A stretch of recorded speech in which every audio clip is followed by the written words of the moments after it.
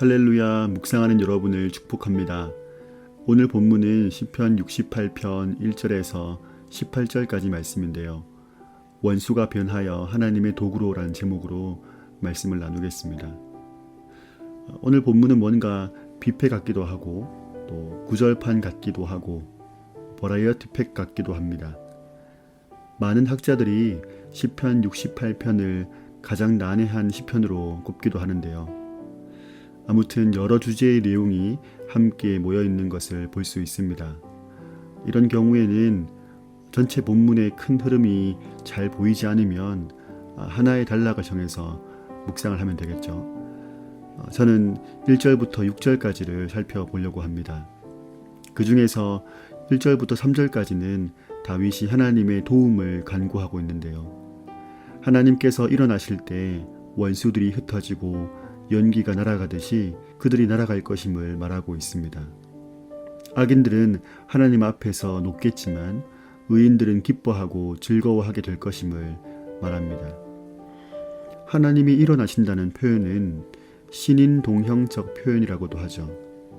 하나님은 형체가 없으신 분인데 마치 사람처럼 일어나신다는 표현을 쓰고 있습니다. 하나님이 일어나실 때 원수들이 흩어진다고 했는데 여러분, 하나님의 원수는 어떤 사람들일까요? 내일 본문인 21절에 보면 그의 원수들의 머리 곧 죄를 짓고 다니는 자의 정수리는 하나님이 쳐서 깨뜨리시리로다. 그러니까 죄를 짓고 다니는 악인이 하나님의 원수라는 것입니다. 이 말씀에 가슴이 뜨끔합니다. 다름이 아닌 내가 하나님의 원수라고 하는 것이죠.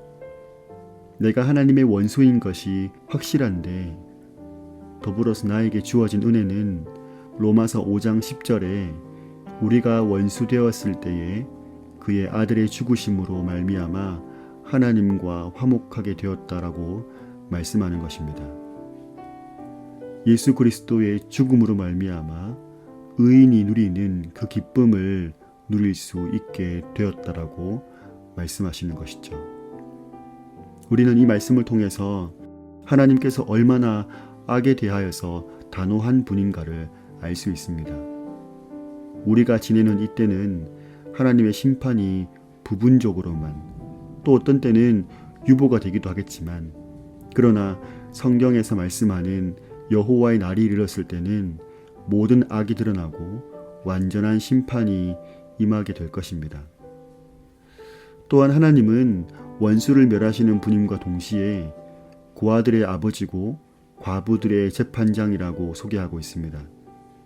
고대 이스라엘 사회에서 여자와 아이들은 보호자가 필요한 사람들이었습니다.